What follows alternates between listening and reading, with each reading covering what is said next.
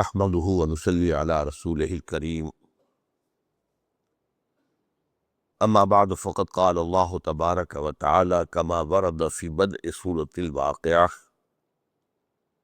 أعوذ بالله من الشيطان الرجيم بسم الله الرحمن الرحيم إذا وقعت الواقعة ليس لوقعتها كاذبة خافضة رافعة إذا رجت الأرض رجا وبست الجبال بسا فكانت هباء منبثا وكنتم أزواجا ثلاثة فأصحاب الميمنة ما أصحاب الميمنة وأصحاب المشأمة ما أصحاب المشأمة والسابقون السابقون أولئك المقربون في جنات النعيم ثلة من الأولين وقليل من الآخرين وقال عز وجل كما ورد في سورة الرحمن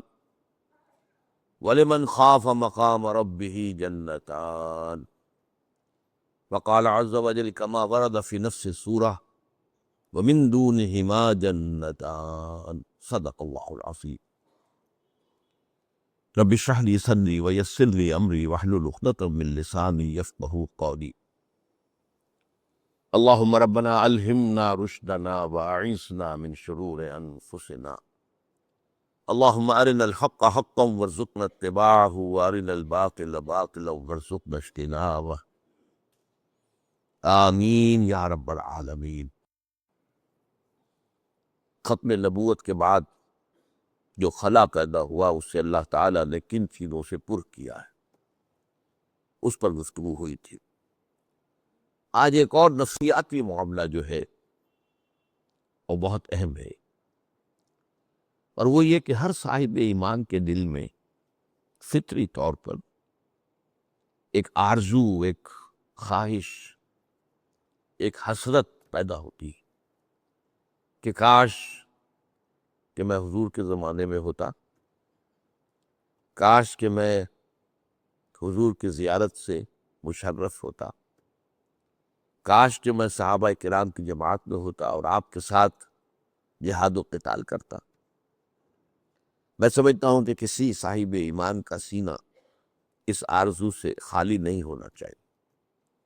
اگر خالی ہے تو اس کا مطلب یہ ہے کہ پھر اس کے دل میں وہ قدر و قیمت نہیں ہے حضور کی صحبت کی، حضور کی معیت کی، حضور کے ساتھ جن لوگوں نے مل کر جہاد و قتال کیا۔ لیکن یہ کہ میں اس سلسلے میں پہلے تو ایک وارننگ، ایک تنبیہ دینا چاہتا ہوں کہ ہمیں یہ سوچنا چاہیے کہ ہم کچھ نہیں کہہ سکتے کہ ہم اس دور میں ہوتے تو کہاں کھڑے۔ کیا پتہ آج کا فسق و فجور تو فسق و فجور ہی ہے، اس وقت ہم ہوتے تو ہمارا فسق و فجور کفر کی شکل اختیار کر۔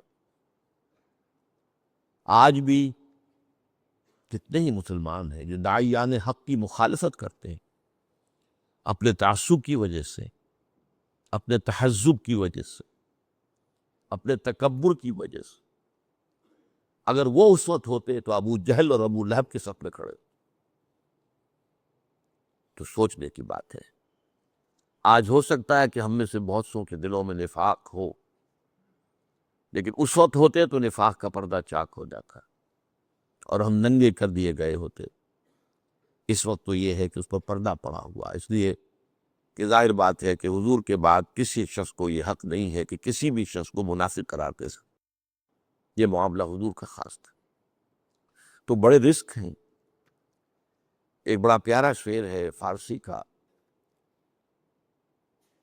کہ تمام جو علم ہے اس کا جو خلاصہ ہے وہ کیا ہے کہ دانی من کیم در یوم دی جانے جملہ علم ہا ای نستوئی۔ ہر تمام علوم کی جان یہ ہے کہ بیدانی من کیم در یوم دی، کہ تجھے یہ معلوم ہو جائے کہ قیامت کے دن میں کہاں کھڑا ہوں گا، اصحاب الشمال میں ہوں گا، اصحاب الیمین میں ہوں گا، کیا کوئی امکان مقربین میں شامل ہونے کا بھی ہے؟ کچھ پتہ نہیں، لیکن یہ کہ انسان کا دل اس کو بتا دیتا ہے۔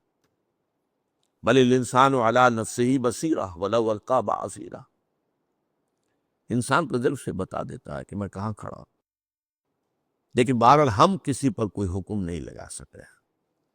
تو پہلی تو یہ تنبیہ کہ یہ چیز جہاں اس کا وہ مثبت پہلو ہے، ہماری محبت کا تقاضا اور حضور کے شرف صحبت کا یہ قدر و قیمت کا اندازہ، تو وہ ٹھیک ہے اپنی جگہ پر، لیکن ساتھ ہی اس کے ساتھ یہ وارننگ بھی رہنی چاہیے کہ ہم یہ سوچیں کہ ہم اس وقت ہوتے تو کہاں کھڑے ہوں، کس صف میں ہوتے۔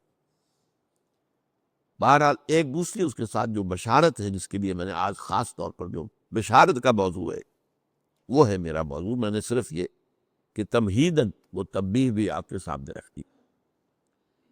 اس بشارت کے اعتبار سے میں نے سب سے پہلے تو آپ کو سنائی ہے آیات سورہ واقعہ کی، نقشہ کھینچا گیا ہے، اور وہ جو ابھی میں نے آپ کو شعر سنایا کہ جانے جملہ علم ہائی نستوئیں کہ بدانی من کیم در یوم دین، یہ گویا کہ اس کی قرآن مجید کی طرف سے تشریح ہو رہی ہے۔ اذا وقعت الواقعہ، جب ہو پڑے گی وہ ہو پڑنے والی یعنی قیامت، لیس لوقعتہا کاذبہ، اس کے وقوع پذیر ہونے میں نہ ابھی کوئی شک اور جھوٹ ہے، نہ اس وقت کوئی شک اور جھوٹ رہے گا، ہم سے تو کھل جائے گی بات، کون انکار کرے گا پھر، ابھی تو انکار کرنے والے ہیں۔ خافضۃ الرافعہ، اور وہ جو ہوگی وہ کچھ پست کرنے والی بھی ہوگی، اٹھانے والی بھی، کچھ لوگوں کو پستی میں دھکیل دے گی وہ قیامت، اور کچھ لوگوں کو بلندیوں پر فائز کر دے گی۔ کچھ ہوگے ظاہر بات ہے انبیاء، رسل، صدیقین، شہداء، صالحین، وہ رافعہ ہوگی قیامت ان کے لیے، ان کے درجات کو، بلندی کو ظاہر کرنے والی ہو، ان کا مقام و مرتبہ اس وقت منکشف ہو جائے۔ اور خافضہ، فساق و فجار، کفار، منافقین، مشرکین کو گرا دینے والی۔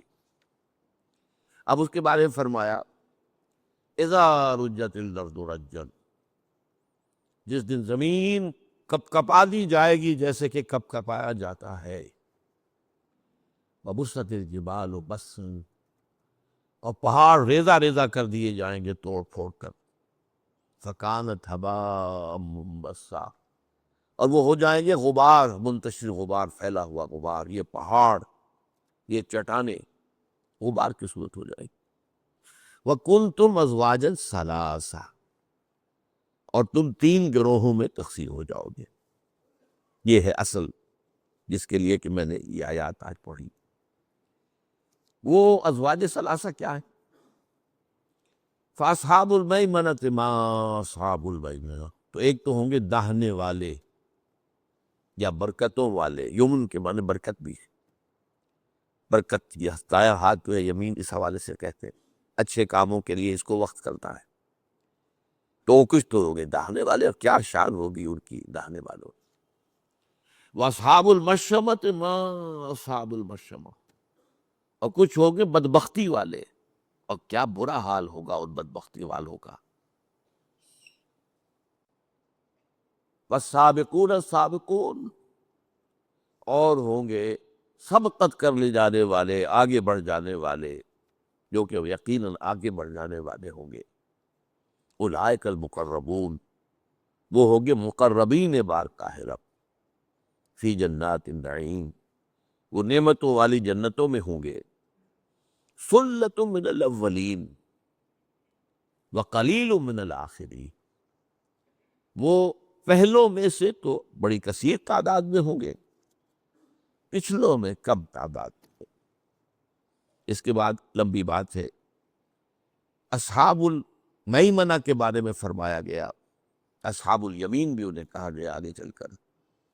ثلۃ من الاولین وثلۃ من الآخرین، وہ جو دوسرے درجے کے لوگ ہوں گے وہ پہلوں میں بھی کثیر ہوں گے، بعد والوں میں بھی کثیر ہوں گے۔ یہی بات سورہ رحمان میں ایک اور انداز میں آئی ہے، اور اکثر لوگوں نے اسے اس انداز میں سمجھا لے، ترتیب مختلف ہے۔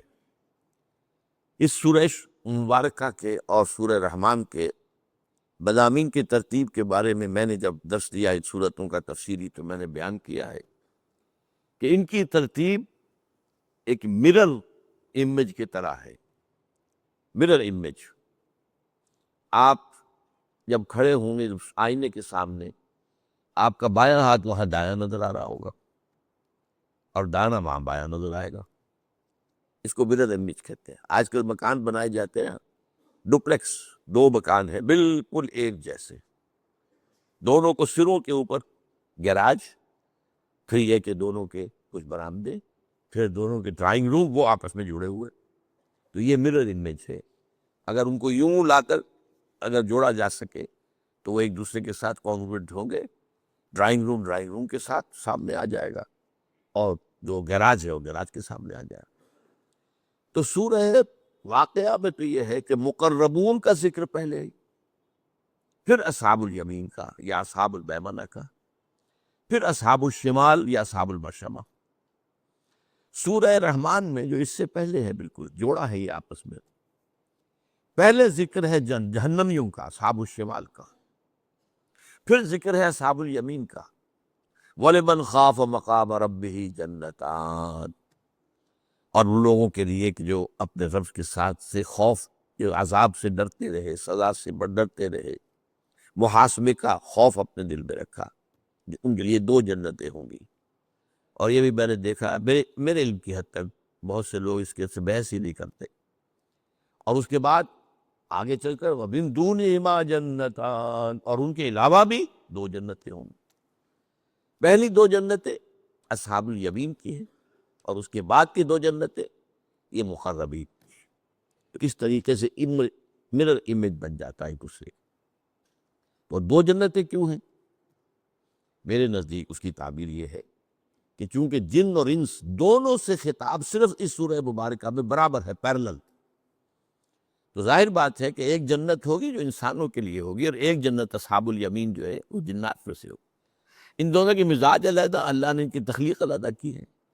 ان کی مسرتیں بھی ایک دوسرے سے مختلف ہوگی، ان کے لیے لذتیں بھی ایک دوسرے سے کچھ مختلف ہوگی. لہذا ایک جنت اصحاب الیمین من الناس، من بنی آدم، دوسری جنت اصحاب الیمین من الجن. اور پھر جو اس کے آگے کی جنت ہے مقربین، جو جنات میں سے دو ہیں، وہ بھی وَمِن دُونِهِمَا جَنَّتَانِ، اور دوسری مقربین جو جنات میں سے ہو اور انسان میں سے. بہرحال اب آئیے اس کے بارے میں کچھ احادیث آپ کو سنانا چاہتا ہوں.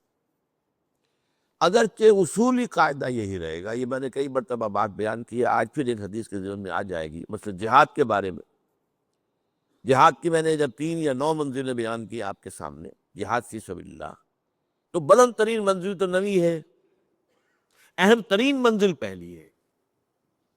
اسی لیے کہا گیا ای الجہاد افضل ہو یا رسول اللہ، سب سے افضل جہاد کون سا ہے؟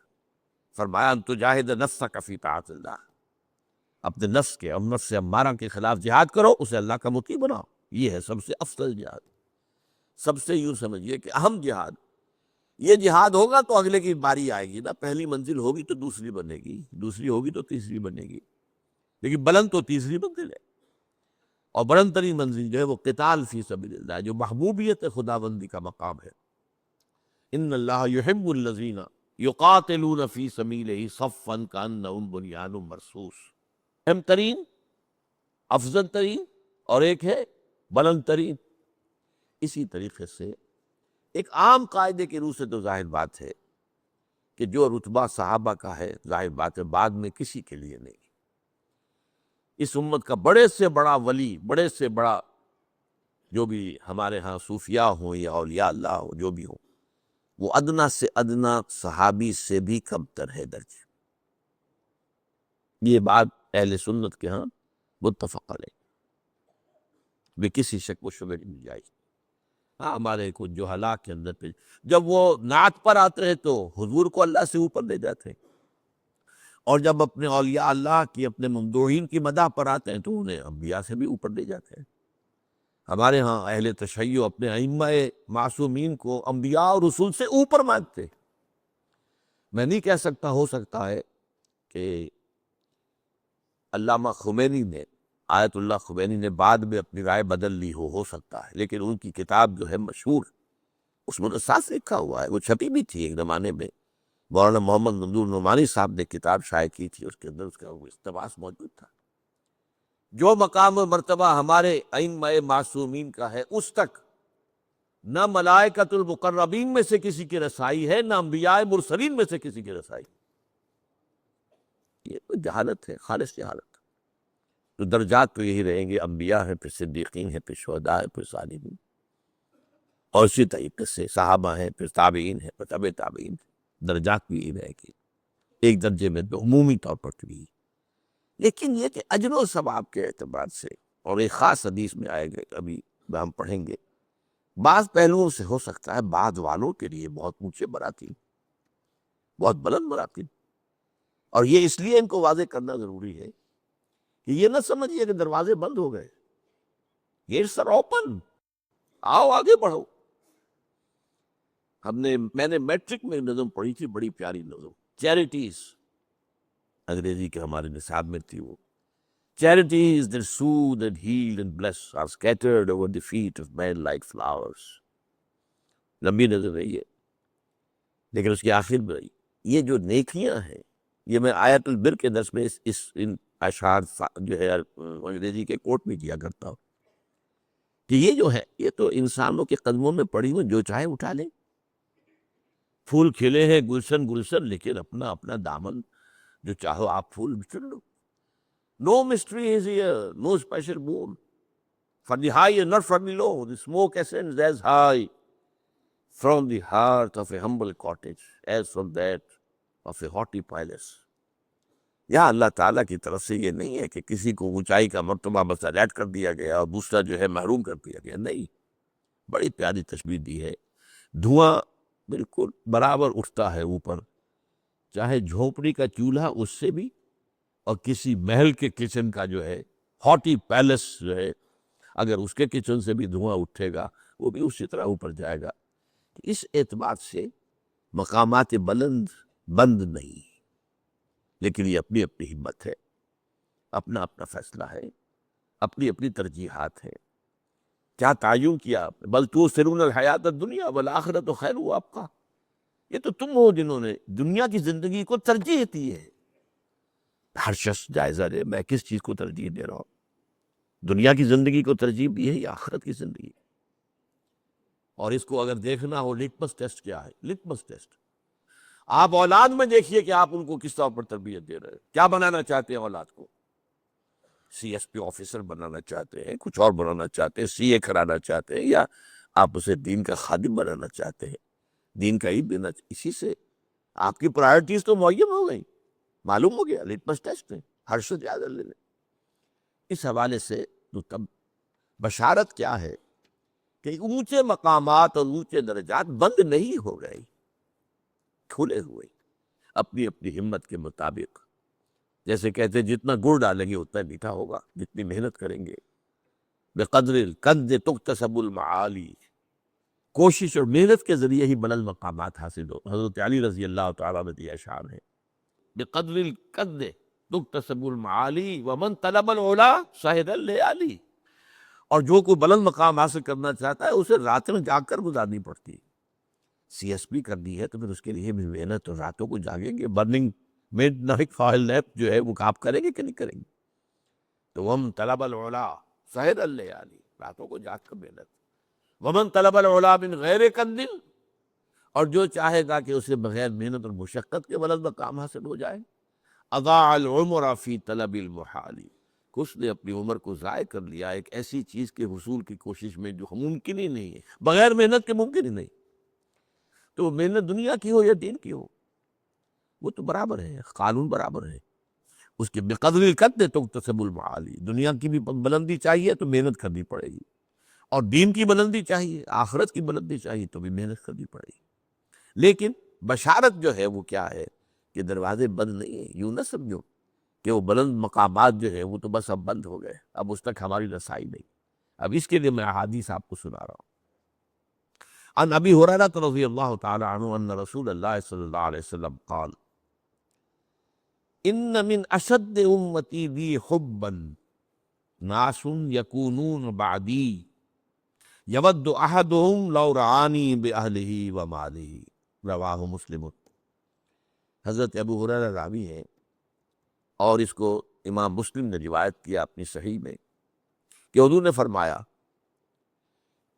مجھے اپنی امت میں سے محبوب ترین لوگ وہ ہیں جو میرے بعد آئیں گے، اور ان کی خواہش یہ ہوگی کہ کسی طرح وہ اپنی اولاد اور اپنے مال سب کچھ دے کر میری رؤیت انہیں حاصل ہو جاتی ہے۔ یہ آرزو جو میں نے آپ سے عرض کیا، اس کا ہونا جو ہے، جس کے دل میں واقعی یہ آرزو ہے تو وہ حضور کا محبوب ترین انسان ہے۔ ان من اشد امتی لی حبا ناس یکونون بعدی یود احدهم لو رعانی باہلہ ومالہ۔ دوسری حدیث سنیے، یہ دو حدیثیں میں سنا رہا ہوں۔ عن انس قال قال رسول اللہ صلی اللہ علیہ وسلم، حضرت انس سے مروی ہے، وہ فرماتے ہیں کہ حضور نے ارشاد فرمایا مثل امتی مثل المطر لا یدری اولہ خیر وآخر ام آخرہ۔ اس کو امام ترمذی نے روایت کیا ہے۔ میری امت کی مثال بارش کی سی ہے، جس کے بارے میں یہ نہیں کہا جا سکتا کہ اس کا پہلا حصہ زیادہ مفید ہوتا ہے یا آخری حصہ۔ پہلا حصہ جو ہے اگر آپ چھاجو پانی برس تو بہہ جائے گا، اسے جذب ہونے کا موقع نہیں ملتا۔ آخری حصہ جذب ہوتا ہے، جب جذب ہوتا ہے تو اسی سے پھر زمین کی برکات، زمین کے خزانے نکلتے ہیں۔ تو کہا نہیں جا سکتا، یہاں فرمایا گیا ہے کہ مثل امتی مثل المطر لا یدری اولہ خیر ام آخرہ۔ یہی حضرت جعفر سے روایت ہے، قال قال رسول اللہ صلی اللہ علیہ وسلم ابشروا ابشروا، یہ بشارت کا لفظ جو میں نے استعمال کیا کہ بشارت کے لیے میں یہ احادیث آپ کے سامنے لایا ہوں۔ انما مثل امتی کا مثل الغیث، وہاں مطر تھا، یہاں غیث ہے، اور یہاں ابشروا کا اضافہ ہے۔ بشارت حاصل کرو، بشارت حاصل کرو، اس لیے کہ میری امت کی مثال بارش کی سی ہے۔ لا یدری آخرہ خیر ام اولہ، نہیں کہا جا سکتا کہ اس کا آخری حصہ بہتر ہوتا ہے یا پہلا حصہ۔ اس کو امام رزین نے روایت کیا۔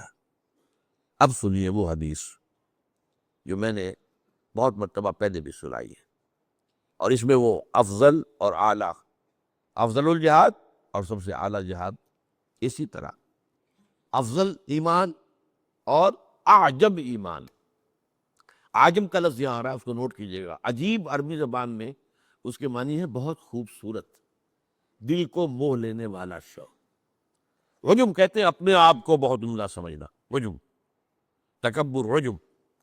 تو عجیب وہ شے ہے جو بڑی خوبصورت ہو، بڑی حسین ہو، دل کو موہ لینے والی ہو، یہ عجیب۔ ہم اردو میں عجیب جو ہے وہ ذرا ایک محدود سے معنی ہے کہ جو نامانوس سی ہو، پہچان میں نہ آتی ہو، عام جو ہے اس کے خلاف ہو، عجیب، کوئی عجیب بات ہے، تو یہ بات کو سمجھ میں نہیں آتی، بہت عجیب ہے۔ تو یہ عجیب اس معنی میں اجنبیت، وہ عجیب اور اجنبیت اور عجیب جو ہے وہ ایک علیحدہ چیز ہے۔ تو عجم کا لفظ یہاں آیا ہے، یہ ہے بیہقی کی روایت ہے، عن عمرو بن شعیب رضی اللہ عنہ قال قال رسول اللہ صلی اللہ علیہ وسلم۔ حضرت عمرو بن شعیب سے روایت ہے کہ حضور نے فرمایا، صحابہ آپ تو چشم تصور سے دیکھیے، صحابہ کا مجمع ہے، حضور تشریف فرما، صحابہ بھی ہے۔ حضور پوچھتے ای الخلق اعجب الیکم ایمانا، آپ لوگوں کے نزدیک بھلا سب سے زیادہ حسین اور خوبصورت ایمان مخلوقات میں سے کس کا ہے؟ اب یہ حضور کا ایک خاص انداز ہوتا تھا تعلیم کا، اور یہ موسٹ نیچرل ہے۔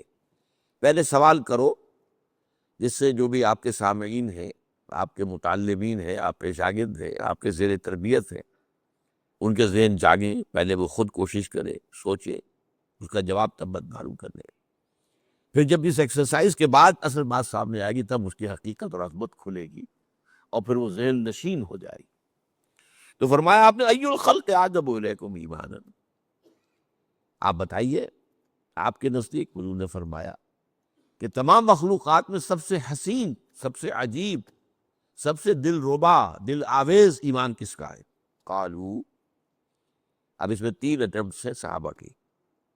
قالوا الملائکہ، ملائکہ کا ایمان، ظاہر بات ہے ملائکہ کا ایمان، وہ تو ایمان بالشہادہ ہے، وہ جو ہمارے لیے ایمان بالغیب ہے ان کے لیے تو ایمان بالشہادہ ہے، سب چیزیں ان کی نگاہوں کے سامنے۔ حضور نے ریجیکٹ کر دیا، وَمَا لَهُمْ لَا يُؤْمِنُونَ وَهُمْ عِندَ رَبِّهِمْ، وہ کیسے ایمان نہ لائیں جبکہ وہ تو اپنے رب کے سامنے ہے۔ کون سا تیر مارا انہوں نے جو ایمان لائے؟ ان کے لیے تو کوئی ایمان جو ہے وہ کوئی اونچے درجے کا شاید نہیں ہے، ان کے لیے کوئی کسب نہیں ہے، اس میں کوئی مقام نہیں، وہ عند ربہم، بس ان رب کے پاس ہے۔ اب دوسری اٹمپٹ میں صحابہ نے کہا فالنبیون، پھر انبیاء کا معاملہ ہے، فرمایا وما لہم لا یؤمنون والوحی ینزل علیہم، وہ کیسے ایمان نہ لاتے جبکہ ان پر تو وحی نازل ہو رہی تھی۔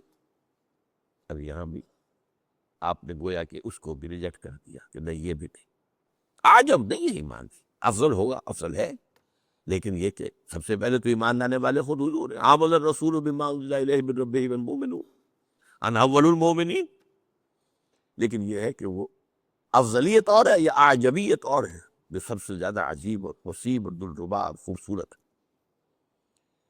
اور اس کے بعد تیسری، تو پھر وہ ڈرتے ڈرتے کہا ہوگا ذرا جھجکتے ہوئے فنحن، پھر ہمارا ایمان سب سے عجب ہونا چاہیے، آپ نے اس کو ریجیکٹ کر دیا، وما لکم لا تؤمنون وانا بین اظہرکم، تم کیسے ایمان نہ لاتے جبکہ میں تمہارے درمیان موجود ہوں، تمہارا کون سا کمال ہے؟ اب یہ تین اٹمپٹس کو ریجیکٹ کرنے کے بعد وہ فرماتے ہیں فقال رسول اللہ صلی اللہ علیہ وسلم، اب آپ نے فرمایا ان اعجب الخلق الی ایمانا لقوم یکونون من بعدی یجدون صحفا فیہا کتاب اللہ فیؤمنون بما فیہا، میرے نزدیک جو حسین ترین ایمان ان لوگوں کا ہوگا جو میرے بعد آئیں گے، وہ مجھے نہیں دیکھیں گے، میری صحبت سے فیض یاب نہیں ہوں گے، انہیں تو کچھ صحیفے اوراق ملیں گے جن میں کتاب اللہ لکھی ہو، اور وہ اس پر ایمان ہے۔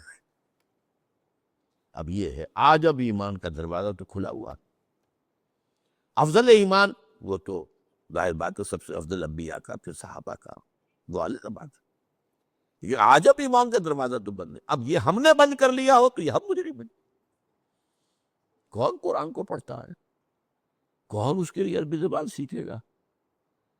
یجدون صحفا فیہ کتاب اللہ فیؤمنون بما فیہا، جنہیں صحیفے ملیں گے، اوراق ملیں گے، کتابیں ملیں گی، اس میں اللہ کی کتاب درج ہوگی، مصحف ملیں گے، وہ جو کچھ اس میں ہے اس پر ایمان لائیں، تو یہ دروازہ تو کھلا ہے عجب ایمان کا۔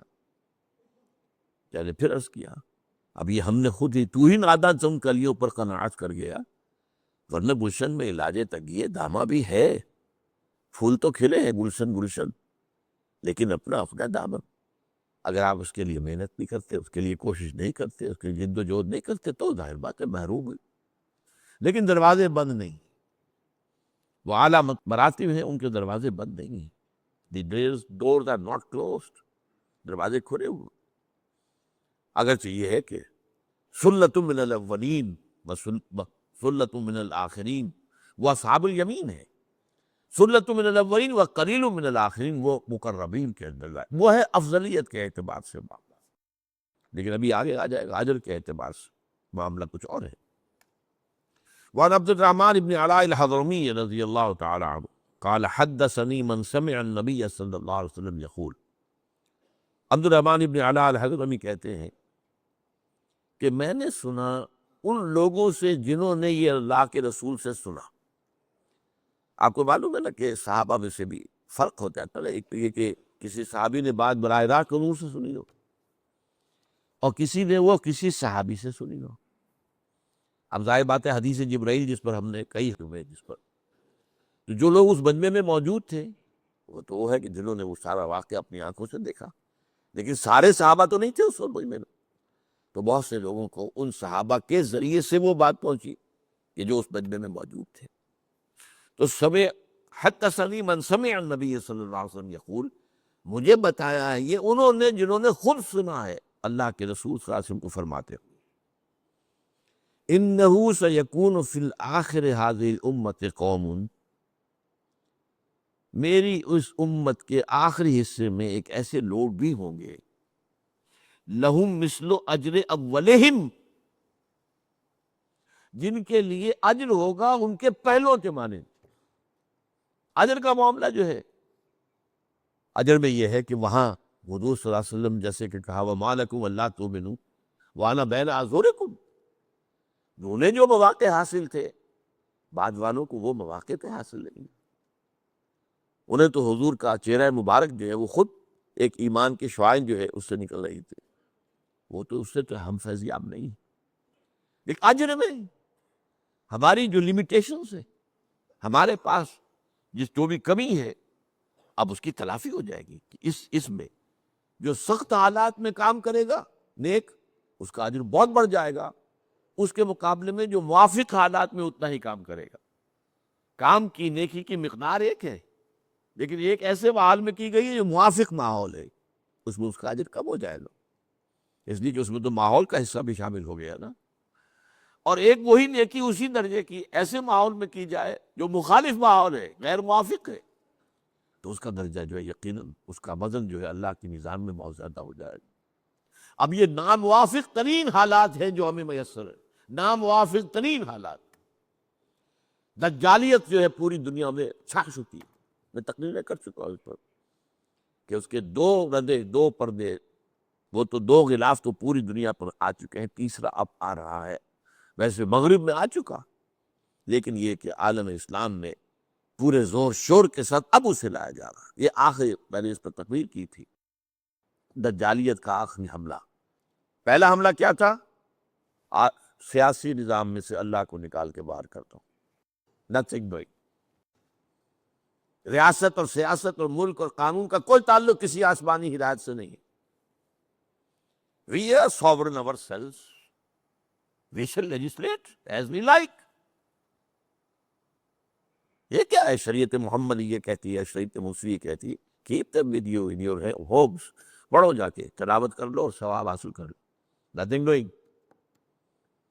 اور دوسرا پردہ معیشت کا نظام، سود اور جوئے، پوری دنیا اسٹاک ایکسچینج جوئے کا سب سے بڑا مرکز، اور سود اور بینکنگ جو ہے، ای بنوک، ای فکر چالاک یہود، نور حق السینہ آدم ربود، یہ بینکوں کا نظام جو عیار ذہن جو ہے یہودیوں کا، اس کی پیداوار ہے۔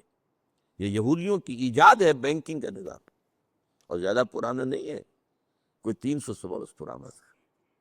ای بنوک، ای فکر چالاک یہود، نور حق السینہ آدم ربود، اللہ نے جو روح کی شکل میں نور ہمارے اندر پھونکا تھا، اس کو نکال باہر کیا، اب نرا حیوان بن گیا انسان۔ تا تہو بالا نہ گردہ دین نظام، اقبال کیا کہہ رہا ہے؟ جب تک یہ بینکنگ کا نظام تہو بالا نہیں ہوتا، جب تک یہ ملیا میٹ نہیں ہوتا، دانش و تہذیب و دین سودائے خام، کہاں کی دانش، کہاں کی تہذیب، کہاں کا دین، اس کے بغیر تو سماجی پدر۔ تیسرا جو چادر چڑھ رہی ہے، مغرب پر چڑھ چکی، بے حیائی، بے شرمی، عریانی، فحاشی، زنا، ہومو سیکسولیٹی، یہاں تک کہ ہومو سیکسول میریجز، شرم حیا کا پردہ ختم، یہ ابھی کچھ عالم اسلام میں ہے۔ Institution of family finished, destroyed, ابھی اسلام میں، ابھی عالم اسلام میں ہے، اور اس کے لیے جو مہم ہو رہی ہے، جو اربوں ڈالر خرچ ہو رہے ہیں، ان کا آپ کو اندازہ نہیں، کتنے این جی اوز اس کے لیے لگی ہوئی، اور کہاں سے انہیں فیڈ ہوتا ہے، کہاں سے پیسے آتے ہیں، جس کے لیے عالمی کانفرنس ہوئی، پہلے ہوئی کائرو میں، ویمن کانفرنس، ویمن لب، عورتوں کو آزاد کرا رہا ہے، عورتوں کو آزاد کرا، یہ کیا گھر کے اندر باندھ دیا اور شادی کے بندھن میں بندھ گئی تو بندھ گئی، نہیں۔ اس کے بعد پھر ایشیا کا دوسرا کنارہ، کائرو کو آپ کہہ سکتے ہیں اگرچہ وہ افریقہ کا شہر ہے، لیکن وہ گیٹ وے ہے to Middle East, gateway to the Arab countries, کیونکہ عالم عرب میں علمی، تعلیمی، ثقافتی اعتبار سے اس کا امام جو ہے مصر ہے، ثقافتی اعتبار سے ہر اعتبار سے اس لیے امام مصر، پھر چین کی طرف سے بیجنگ، اور پھر بیجنگ +5 کانفرنس، اور وہ یونائٹڈ نیشنز کی اسمبلی کے تحت۔ بہرحال اب ان حالات میں اگر کچھ لوگ ہمت کرتے ہیں اور اللہ کے دین کے ساتھ جڑے رہتے ہیں، جو فرمایا حضور نے صلی اللہ علیہ وسلم، بدا الاسلام غریبا وسیعود کما بدا فطوبی للغرباء، اسلام کا جب آغاز ہوا تو اسلام اجنبی تھا، غریب تھا، یہ عجیب و غریب کے معنی میں جو ہم بولتے ہیں وہ غریب، عجیب و غریب، لوگ عجیب کیا بات کر رہے ہیں، لیکن پھر اسلام کو غلبہ حاصل ہو گیا تو سبھی اس کے ساتھ ہی بن گئے۔ فرمایا لیکن ان قریب یہ دوبارہ غریب ہو جائے گا، مسلمان بڑھتا جائے گا، دولت امویہ، دولت عباسیہ، دولت عثمانیہ، اسلام گرتا جائے گا، گرتا جائے گا، گرتا جائے گا۔ فطوبی للغرباء، طوبہ مبارکباد، تہنیت ان کے لیے جو اسلام کی اس غربت کے زمانے میں، اجنبیت کے زمانے میں خود اجنبی بن جائے لیکن اسلام کا دامن نہ ہاتھ سے نہ چھوڑے۔ انہیں کہا جائے یہ تو دقیانوسی لوگ ہیں، یہ ملاٹے ہیں، یہ بڑے اگلے وقت ہو گیا، یہ لوگ انہیں کچھ نہ کہو، یہ فنڈامنٹلسٹ ہے، یہ بات ان سے کہی جائے اور وہ اس کو جھیلیں اور برداشت کریں لیکن اسلام کے دامن ہاتھ سے نہ چھوڑیں۔ تو سنیے اس کو، حضور نے فرمایا انہ سیکون فی آخر ہذہ الامۃ قوم لہم مثل اجر اولہم، میری اس امت کے آخر میں، آخری زمانے میں ایسے لوگ ہوں گے جن کا اجر برابر ہوگا ان کے کہ جو اولین لوگوں کا ہے۔ وہ کیا کریں گے؟ یامرون بالمعروف وینہون عن المنکر ویقاتلون اہل الفتن، وہ نیکیوں کا حکم دیں گے، بدی سے روکیں گے، اور فتنہ پرداز لوگوں سے جنگ کریں گے۔ اب یہ ہے اصل میں وہ سورہ آل عمران کی آیت جس پر بارہا گفتگو ہوئی ہے، وَلْتَكُن مِّنكُمْ أُمَّةٌ يَدْعُونَ إِلَى الْخَيْرِ وَيَأْمُرُونَ بِالْمَعْرُوفِ وَيَنْهَوْنَ عَنِ الْمُنكَرِ وَأُولَٰئِكَ هُمُ الْمُفْلِحُونَ۔ جب عمومی طور پر امت خابیدہ ہو جائے گی، سو جائے گی، فسق و فجور میں مبتلا ہو جائے گی، شریعت سے بے پرواہ ہو جائے گی، اس وقت کچھ لوگ اٹھیں، ایک امت میں چھوٹی امت بنائیں، امہ ود ان امہ، جیسے آپ کہتے ہیں state with in state, party with in party. Congress میں ایک چھوٹی پارٹی بنی تھی جو فارورڈ بلاک کہلاتا تھا، اسی طریقے سے اب آپ اور دوسری جماعتوں میں فارورڈ بلاک بن رہے تو ہوتے اسی پارٹی میں لیکن اپنا بلاک علیحدہ بنایا۔ تو اس امت میں چھوٹی امت ایک ہوگی، ہونی چاہیے، جو نیکی کا حکم دے، بدی سے روکے اور خیر کی دعوت دے۔ یہاں جو ہے تیسری چیز، یقاتلون اہل الفتن، وہ فتنہ پیدا کرنے والوں کے خلاف جد و جہد کریں، کوشش کریں، اور اگر ضرورت ہو اور وقت ہو اور اس کے لیے مناسب ماحول ہو، جنگ کریں اس سے، فتنہ پرداز لوگوں سے۔ میں نے آپ کو بتایا کہ یہ بھی بیہقی کی روایت ہے۔ اس کے بعد کی حدیث سنیے، وعن ابی ہریرہ رضی اللہ تعالی عنہ ان رسول اللہ صلی اللہ علیہ وسلم قال، حضرت ابو ہریرہ سے مروی ہے روایت کہ حضور نے فرمایا، طوبیٰ لمن رعانی، وہی طوبیٰ، فطوبیٰ للغرباء، ابھی جو حدیث میں نے آپ کو سنائی تھی، طوبیٰ، تہنیت ہو، مبارکباد ہو ان کو جو اسلام کی اس اجنبیت کے دور میں خود اجنبی بن جائیں لیکن اسلام سے جڑے رہیں، چمٹے رہیں، ان کے لیے۔ یہاں فرمایا طوبیٰ لمن رعانی، مبارکباد، تہنیت جنہوں نے مجھے دیکھا ان کے لیے ہے۔ وَطُوبَىٰ سَبْعَ مَرَّاتٍ لِمَن لَّمْ يَرَانِي وَآمَنَ بِي، اور 7 مرتبہ تہنیت ہے اس کے لیے جس نے مجھے دیکھا نہیں لیکن مجھ پر ایمان لایا۔ اب آپ دیکھیے، شرف صحابیت سے 7 گنا زیادہ۔ طوبیٰ لمن رعانی وطوبیٰ 7 مرات لمن لم یرانی وآمن بی، مبارکباد، تہنیت ان کے لیے جنہوں نے مجھے دیکھا، اور یہاں وہ ہے کہ اس میں 7 محذوف ہے، مجھ پر ایمان لائے، صحابہ کرام، لیکن 7 مرتبہ مبارکباد ہے ان کو جنہوں نے مجھے دیکھا نہیں لیکن مجھ پر ایمان لائے۔ تو اللہم ربنا اجعلنا منہم۔ آخری حدیث اس سلسلے کی ہے، ایک لمبا واقعہ ہے یہ، مسند احمد میں بھی ہے، اور یہ بھی جو ہے ابی ہریرہ کی روایت ابھی میں نے سنا، یہ بھی مسند احمد کی تھی، طوبیٰ لمن رعانی و طوبیٰ سبع مرات لمن لم یرانی و آمن بی۔ اور یہ حدیث جو ہے احمد اور دارمی کی ہے، مسند احمد اور سنن دارمی، اور اس میں واقعہ لمبا بیان ہوا ہے، بیٹھے ہوئے صحابہ حضور لی ہے، حضرت ابو عبیدہ بن الجراح یہ سوال کرتے ہیں حضور سے، یہ معلوم ہے کون؟ جن کو حضور نے فرمایا امین هذه الامہ،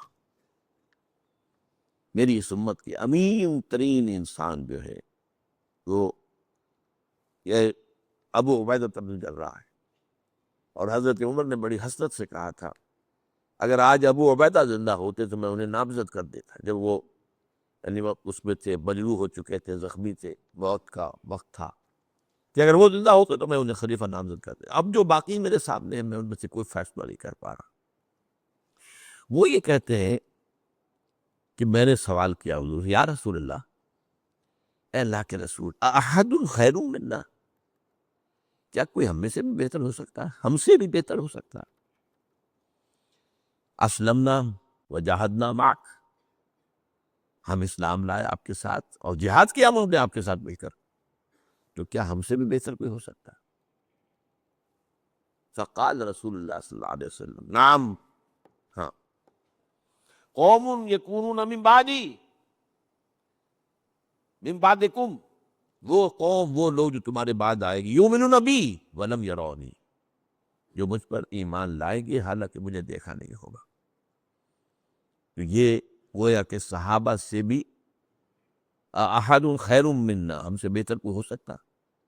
یہ تمام چیزیں ذہن میں رکھیے اس وضاحت کے ساتھ کہ ایک ہے کسی چیز کا افضل ہونا، ایک ہے کسی چیز کا حسین تر ہونا، کو درجہ اجر کے اندر بڑھ جانا، یہ اور بالکل دونوں چیزیں علیحدہ، گڑبڑ نہ کریں، یہ نہ سمجھے کہ ہم افضل ہو جائیں گے، نہیں، افضل تو صحابہ ہی ہے، ان کے مقام کو کوئی نہیں پہنچ سکتا، لیکن یہ ہو سکتا ہے کہ ہم ان حالات کے اندر، ان ناموافق حالات میں، دجالیت کے اس غلبے کے دور میں اگر اسلام کے ساتھ چمٹے رہیں، نہ صرف چمٹے رہیں بلکہ فتنوں کا مقابلہ کریں، اس کے خلاف جد و جہد کریں، اس کے لیے امر بالمعروف نہی عن المنکر، اس کے لیے اقامت دین کی جد و جہد، اس کے لیے تن من دھن کا لگانا تاکہ اللہ کا دین قائم ہو، اگر یہ کریں گے تو اس اجر میں ہو سکتا ہے کہ صحابہ سے بھی آگے بڑھ جائے، اللہ کی نگاہ میں ان کا وزن جو ہے وہ اور زیادہ ہو جائے، یہ دوسری بات ہے، بالکل افضلیت جو ہے وہ بالکل دوسری بات ہے۔